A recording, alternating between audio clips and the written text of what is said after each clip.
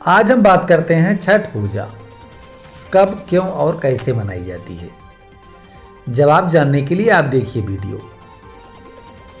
कार्तिक मास की अमावस्या को दीपावली मनाने के तुरंत बाद मनाए जाने वाले इस 4 दिन के व्रत की सबसे कठिन और महत्वपूर्ण रात्रि कार्तिक शुक्ल पक्ष षष्ठी की होती है।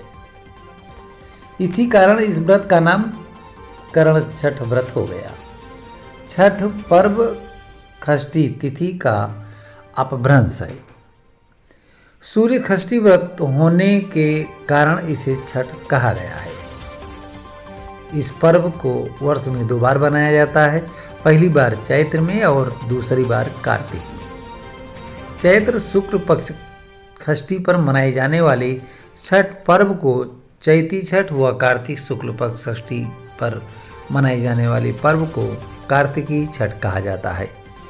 पारिवारिक सुख समृद्धि व मनोवांछित फल प्राप्ति के लिए यह पर्व मनाया जाता है। छठ पर्व में सूर्य और छठी मैया की पूजा होती है। छठ पूजा में सूर्य देव की पूजा की जाती है और उन्हें अर्घ्य दिया जाता है।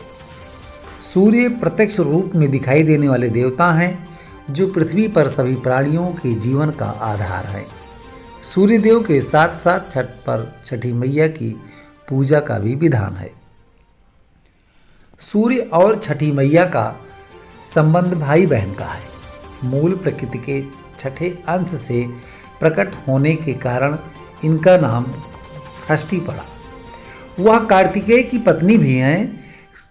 षष्ठी देवी देवताओं की देवसेना भी कही जाती हैं। पौराणिक कथाओं के अनुसार षष्ठी की पहली पूजा सूर्य ने की थी।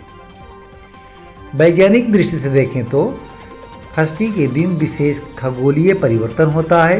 तब सूर्य की परावैंगनी किरणें असामान्य रूप से एकत्र होती हैं और इनके कुप्रभावों से बचने के लिए सूर्य की उषा और प्रत्युषा के रहते जल में खड़े रहकर छठ व्रत किया जाता है। पौराणिक मान्यता के अनुसार छठी मैया या षष्ठी माता संतानों की रक्षा करती हैं और उन्हें दीर्घायु प्रदान करती हैं। शास्त्रों में षष्ठी देवी को ब्रह्मा जी की मानस पुत्री भी कहा गया है। पुराणों में इन्हें माँ कात्यायनी भी कहा गया है, जिनकी पूजा नवरात्र में षष्ठी तिथि पर होती है। षष्ठी तिथि को ही बिहार झारखंड में स्थानीय भाषा में छठ मैया कहा गया है। छठ पर्व परंपरा। यह पर्व 4 दिनों तक चलता है। भैया दूज के तीसरे दिन से यह आरंभ होता है। पहले दिन सेंधा नमक घी से बना हुआ अरवा चावल और कद्दू की सब्जी प्रसाद के रूप में ली जाती है। अगले दिन से उपवास आरंभ हो जाता है। इस दिन रात में खीर बनती है। व्रतधारी रात में यह प्रसाद लेते हैं। तीसरे दिन डूबते हुए सूर्य को अर्घ्य यानी दूध अर्पण करते हैं। अंतिम दिन उगते हुए सूर्य को अर्घ्य चढ़ाते हैं। इस पूजा में पवित्रता का ध्यान रखा जाता है। लहसुन प्याज वर्ज्य है। लहसुन प्याज वर्ज्य है। जिन घरों में यह पूजा होती है वहाँ भक्ति गीत गाए जाते हैं। आजकल कुछ नई रीतियाँ भी आरंभ हो गई हैं, जैसे पांडाल और सूर्य देवता की मूर्ति की स्थापना करना। उस पर भी रोशनाई पर काफ़ी खर्च होता है और सुबह के अर्घ्य के उपरांत आयोजनकर्ता माइक पर चिल्लाकर प्रसाद मांगते हैं। पटाखे भी जलाए जाते हैं। कहीं कहीं पर तो ऑर्केस्ट्रा का भी आयोजन होता है, परंतु साथ ही साथ दूध फल उदबत्ती भी बांटी जाती है। पूजा की तैयारी के लिए लोग मिलकर पूरे रास्ते की सफाई करते हैं। छठ व्रत। छठ उत्सव के केंद्र में छठ व्रत है, जो एक कठिन तपस्या की तरह है। यह प्रायः महिलाओं द्वारा किया जाता है, किंतु कुछ पुरुष भी यह व्रत रखते हैं। व्रत रखने वाली महिला को परवैतिन भी कहा जाता है। 4 दिनों के इस व्रत में व्रती को लगातार उपवास करना होता है। भोजन के साथ ही सुखद शैया का भी त्याग किया जाता है। पर्व के लिए बनाए गए कमरे में व्रती फर्श पर एक कंबल या चादर के सहारे ही रात बिताई जाती है। इस उत्सव में शामिल होने वाले लोग नए कपड़े पहनते हैं, पर व्रती ऐसे कपड़े पहनते हैं जिनमें किसी प्रकार की सिलाई नहीं की होती है। महिलाएं साड़ी और पुरुष धोती पहनकर छठ करते हैं।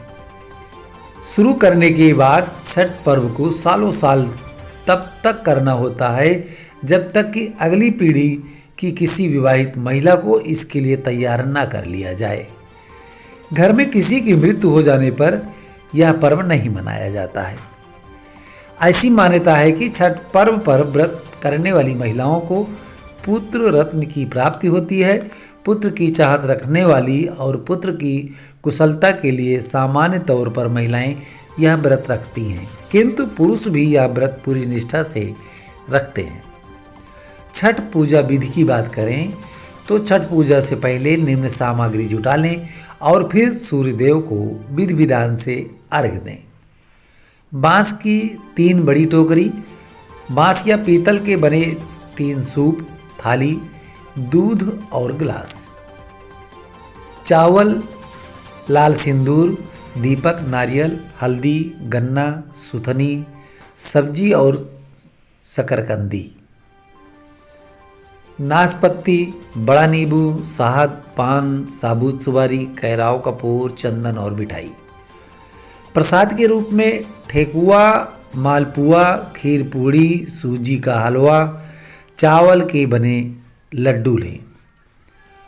सूर्य को अर्घ्य देने की विधि। बांस की टोकरी में उपरोक्त सामग्री रखें।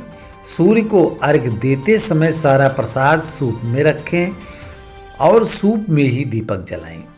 फिर नदी में उतरकर सूर्य देव को अर्घ्य दें।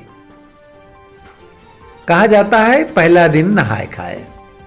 पहला दिन कार्तिक शुक्ल चतुर्थी नहाए खाए के रूप में मनाया जाता है। सबसे पहले घर की साफ सफाई कर उसे पवित्र बना लिया जाता है। इसके पश्चात छठव्रती स्नान कर पवित्र तरीके से बने शुद्ध शाकाहारी भोजन ग्रहण कर व्रत की शुरुआत करते हैं। घर के सभी सदस्य व्रती के भोजनोपरांत ही भोजन ग्रहण करते हैं। भोजन के रूप में कद्दू दाल और चावल ग्रहण किया जाता है। यह दाल चने की होती है। दूसरे दिन लोहड़ा और खरना। दूसरे दिन कार्तिक शुक्ल पंचमी को व्रतधारी दिन भर का उपवास रखने के बाद शाम को भोजन करते हैं। इसे खरना कहा जाता है। खरना का प्रसाद लेने के लिए आसपास के सभी लोगों को निमंत्रित किया जाता है। प्रसाद के रूप में गन्ने के रस में बने हुए चावल की खीर के साथ दूध, चावल का पिट्ठा और घी चुपड़ी रोटी बनाई जाती है। इसमें नमक या चीनी का उपयोग नहीं किया जाता है। इस दौरान पूरे घर की स्वच्छता का विशेष ध्यान रखा जाता है। तीसरे दिन संध्या अर्घ्य। तीसरे दिन कार्तिक शुक्ल षष्ठी को दिन में छठ प्रसाद बनाया जाता है। प्रसाद के रूप में ठेकुआ, जिसे कुछ क्षेत्रों में टिकरी भी कहते हैं, के अलावा चावल के लड्डू, जिसे लडुआ भी कहा जाता है, बनाते हैं। इसके अलावा चढ़ावा के रूप में लाया गया सांचा और फल भी छठ प्रसाद के रूप में शामिल होता है। शाम को पूरी तैयारी और व्यवस्था कर बांस की टोकरी में अर्घ का सूप सजाया जाता है और व्रती के साथ परिवार तथा पड़ोस के सारे लोग अस्ताचलगामी सूर्य को अर्घ देने घाट की ओर चल पड़ते हैं। सभी छठ व्रती एक नियत तालाब या नदी किनारे इकट्ठा होकर सामूहिक रूप से अर्घ्य दान संपन्न करते हैं। सूर्य को जल और दूध का अर्घ्य दिया जाता है तथा छठी मैया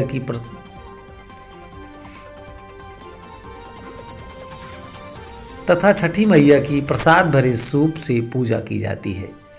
इस दौरान कुछ घंटे के लिए मेले का दृश्य बन जाता है। चौथा दिन उषा अर्घ्य।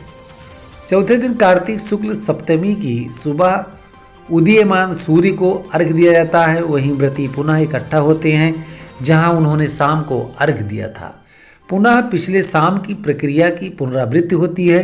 अंत में व्रती कच्चे दूध का शरबत पीकर तथा थोड़ा प्रसाद खाकर व्रत पूर्ण करते हैं। छठ पूजा का पौराणिक महत्व।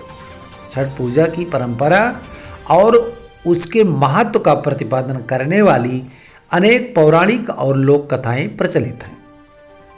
रामायण की मान्यता है एक मान्यता के अनुसार लंका विजय के बाद राम राज्य की स्थापना के दिन कार्तिक शुक्ल षष्ठी को भगवान राम और माता सीता ने उपवास किया और सूर्यदेव की आराधना की। सप्तमी को सूर्योदय के समय पुनः अनुष्ठान कर सूर्यदेव से आशीर्वाद प्राप्त किया था। महाभारत काल की मान्यता के अनुसार एक अन्य मान्यता छठ पर्व की शुरुआत महाभारत काल में हुई थी। सबसे पहले सूर्यपुत्र कर्ण ने सूर्यदेव की पूजा शुरू की। कर्ण भगवान सूर्य का परम भक्त था। वह प्रतिदिन घंटों कमर तक पानी में खड़े होकर सूर्य को अर्घ्य देता था। सूर्य की कृपा से ही वह महान योद्धा बना था।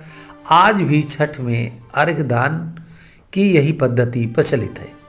कुछ कथाओं में पांडवों की पत्नी द्रौपदी द्वारा भी सूर्य की पूजा करने का उल्लेख है।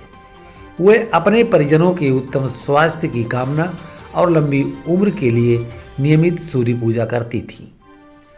पुराणों की मान्यता के अनुसार राजा प्रियव्रत को कोई संतान नहीं थी। तब महर्षि कश्यप ने पुत्रेष्ट यज्ञ कराकर उनकी पत्नी मालिनी को यज्ञाहुति के लिए बनाई गई खीर दी। इसके प्रभाव से उन्हें पुत्र हुआ, परंतु वह मृत पैदा हुआ। प्रियव्रत पुत्र को लेकर शमशान गए और पुत्र वियोग में प्राण त्यागने लगे। उसी वक्त भगवान की मानस कन्या देवसेना प्रकट हुई और कहा कि सृष्टि की मूल प्रवृत्ति के छठे अंश से उत्पन्न होने के कारण मैं षष्ठी कहलाती हूँ। राजन, तुम मेरा पूजन करो तथा और लोगों को भी प्रेरित करो। राजा ने पुत्र इच्छा से देवी षष्ठी का व्रत किया और उन्हें पुत्र रत्न की प्राप्ति हुई। यह पूजा कार्तिक शुक्ल षष्ठी को हुई थी। छठ गीत के बारे में यदि बात करें तो लोक पर्व छठ के विभिन्न अवसरों पर, जैसे प्रसाद बनाते समय, खरना के समय, अर्घ देने के लिए जाते हुए, अर्घ दान के लिए और घाट से घर लौटते समय अनेकों सुमधुर और भक्तिभाव से पूर्ण लोकगीत गाए जाते हैं। एक गीत है यहाँ पर 2-4 लाइन का है। केलवा जे फरेला घवद से ओ सुगाओ मेड़राय, कांच ही बाँच के बहांगिया बहांगी लचकत जाए। सेबिले चरण तोहार हे छठी मैया, महिमा तोहर अपार। उगुन सूरज देव भैलो अर्घ के बेर, निंदिया के मातल सूरज अखियो न खोले है। चार कोना के पोखरवा, हम करेली छठ बरतिया से उनके लागी। इस प्रकार से तमाम तरह तरह के गीत माताएं गाती हैं। इस गीत में एक ऐसे ही तोते का जिक्र है जो केले के ऐसे ही एक गुच्छे के पास मंडरा रहा होता है। तोते को डराया जाता है कि अगर तुम इस पर चोंच मारोगे तो तुम्हारी शिकायत भगवान सूर्य से कर दी जाएगी, जो तुम्हें माफ़ नहीं करेंगे। फिर भी तोता केले को जूठा कर देता है और सूर्य के कोप का भागी बनता है। पर उसकी भार्या सुगनी अब क्या करे बेचारी, कैसे सहे इस वियोग को। अब तो न देव या सूर्य कोई उसकी सहायता नहीं कर सकते। आखिर पूजा की पवित्रता जो नष्ट है उसने कर दी थी। आखिर पूजा की पवित्रता जो नष्ट कर दी थी। छठ पूजा अर्घ्य मंत्र। अर्घ्य मंत्र जो है इस प्रकार है। ओम सूर्य देवम नमस्ते अस्तु गृहाणाम करुणाकरम, अर्घ्यम च फलम संयुक्त गंधमाल्याक्षतयुतम। जो बोले सुनिर्भय, बोल सनातन धर्म की जय। सनातन धर्म के सभी व्रतों, तिथि, त्योहारों, पर्वों की कथाओं एवं सनातन संस्कृति की अद्भुत जानकारी प्राप्त करने के लिए अन्य सभी सोशल मीडिया प्लेटफॉर्म पर जुड़े, क्योंकि हम सभी का मुख्य उद्देश्य सनातन संस्कृति के अनमोल पौराणिक ज्ञान को प्रत्येक मनुष्य तक पहुंचाना भी है। तो आपको हमारा ये कंटेंट अच्छा लगे तो लाइक करें, शेयर करें, चैनल को सब्सक्राइब कर लीजिए, जिससे कि और भी अगले समाचार आपको बराबर मिलते रहें। फिर मिलेंगे। सादर प्रणाम, धर्मेंद्र शुक्ला।